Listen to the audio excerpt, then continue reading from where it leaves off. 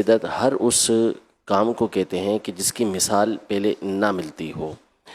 تو ایسے کام کو یہ بدعت یعنی نیا کام کہا جاتا ہے۔ بدعت کے حوالے سے بھی جو یہ تصورات ہیں کہ جی ہر نیا کام جو نبی پاک صلی اللہ علیہ وسلم کے بعد ہوا یا صحابہ کرام علیہ رضوان کے بعد ہوا، وہ بدعت ایسی ہے کہ جو بری ہی بری ہے، تو ایسا کہنا یہ بہت ساری احادیث پاک کا انکار کرنا ہے۔ نبی پاک صلی اللہ تعالیٰ علیہ وآلہ وسلم نے یہ ارشاد فرمایا کہ من احدث فی امرنا ھذا لیس منہ فہو رد، جس نے ہمارے اس دین کے اندر کوئی ایسا کام ایجاد کیا کہ جو اس دین سے نہیں ہے، لیس منہ، اس میں سے نہیں ہے، تو وہ مردود ہے۔ اس کا مطلب ہے، یہ علماء فرماتے ہیں کہ نبی پاک صلی اللہ علیہ وسلم کا ایک ایک کلمہ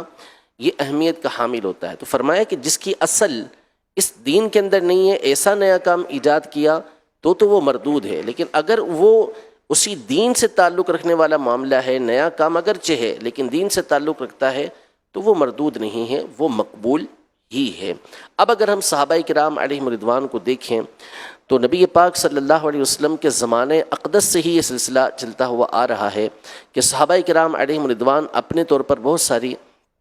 عبادت کیا کرتے تھے، نبی پاک صلی اللہ علیہ وسلم کے علم میں وہ نہیں لاتے تھے، پھر بعد میں علم میں آتی تھی، نبی پاک صلی اللہ علیہ وسلم اس کو برقرار رکھا کرتے تھے۔ جیسے مثال کے طور پر حضرت سیدنا بلال رضی اللہ تعالیٰ عنہ کی حدیث مبارکہ، یہ صحیح حدیث مبارکہ ہے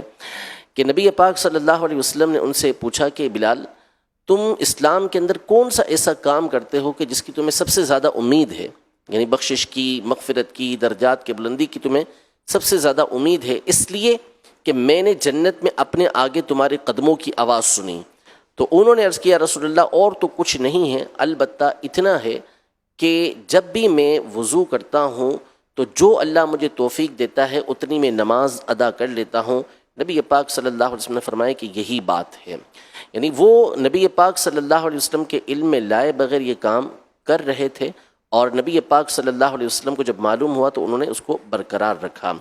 سیدنا ابو بکر صدیق رضی اللہ تعالیٰ عنہ کے دور کے اندر ایک جنگ میں بہت سارے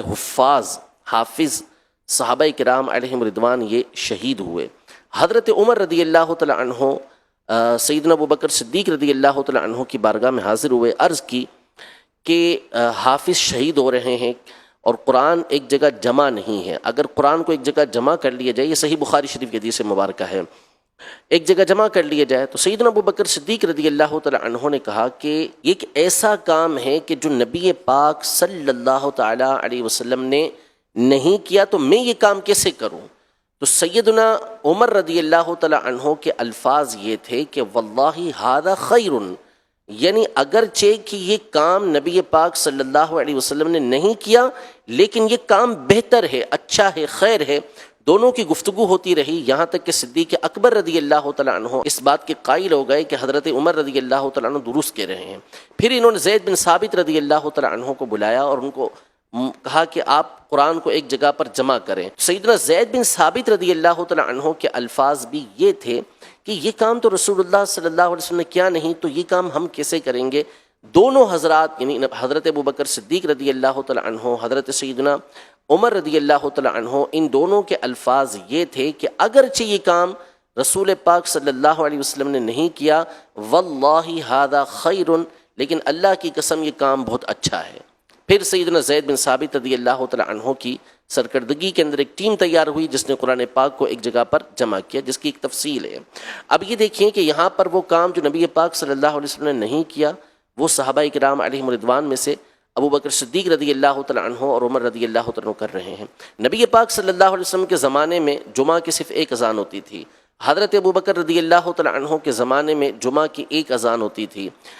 حضرت عثمان غنی رضی اللہ تعالیٰ عنہ کے دور خلافت کے اول حصے کے اندر جمعہ کی صرف ایک اذان ہوتی تھی۔ پھر سیدنا عثمان غنی رضی اللہ تعالیٰ عنہ نے اپنی خلافت کے آخری حصے کے اندر جب 7 سال گزر گئے تو اس کے بعد آپ نے جمعہ کی دوسری اذان کا حکم ارشاد فرمایا کہ جب آبادی دور دور تک ہو گئی تو ایک نئی اذان آپ نے اس کا حکم ارشاد فرمایا۔ تو اب یہ دیکھیں کہ نبی پاک صلی اللہ علیہ وسلم نے یہ کام نہیں کیا، حالانکہ الیوم اکملت لکم دینکم، قرآن پاک فرما رہا ہے کہ آج کے دن میں نے تمہارے لیے تمہارا دین مکمل کر دیا ہے۔ حجۃ الوداع کے موقع پر مکمل ہو چکا تھا، لیکن اس کے باوجود یہ کام ایجاد ہو رہے ہیں، اس کا مطلب یہ ہے دین کے مکمل ہونے کا کہ اس کے قانون، اس کے اصول، اس کے ضابطے یہ سارے کے سارے مکمل کر دیے گئے ہیں۔ اب جو بھی ایسا کام آتا ہے کہ جو پہلے نہیں ہوا لیکن وہ شریعت مطہرہ کے اصول کے عین مطابق ہے تو پھر وہ اسی آیت مبارکہ کے تحت داخل ہے۔ آج بھی انکار کرنے والے افراد بھی اگر غور کریں تو بہت سارے کام وہ ہو رہے ہوتے ہیں کہ جو نیکی کے کام کہلاتے ہیں، دین کے کام کہلاتے ہیں، اور نبی پاک صلی اللہ علیہ وسلم سے، صحابہ اکرام علیہم رضوان سے، تابعین سے ان کا کسی طرح کا کوئی ثبوت نہیں ہوتا۔ تو واضح طور پر حدیث مبارکہ بھی موجود ہے، اور ہمارے اسلاف نے واضح طور پر حدیثوں کی جو شرح کے اوپر مشتمل کتابیں ہیں وہ آپ پڑھتے چلے جائیں تو کل بدعت ضلالہ کے جو الفاظ ہیں کہ ہر بدعت گمراہی ہے، وہ بدعت کے آگے تشریح کرتے ہیں، ای بدعت، وہ بدعت کے جو مکروہ ہے، وہ بدعت کے جو حرام ہے، یعنی ایسی بدعت کے جو سیئہ ہے، بری ہے، وہ اس کی تشریح کرتے ہوئے کہتے ہیں کہ یہ چیز ہے۔ تو یہ بات کہنا کہ جو کام نبی پاک صلی اللہ علیہ وسلم کے زمانے اقدس میں نہ ہوا ہو تو وہ کرنے کی اجازت نہیں، یہ خود نبی پاک صلی اللہ تعالیٰ علیہ وسلم کی تعلیمات کے اور اسلاف کی تعلیمات کے خلاف ہے۔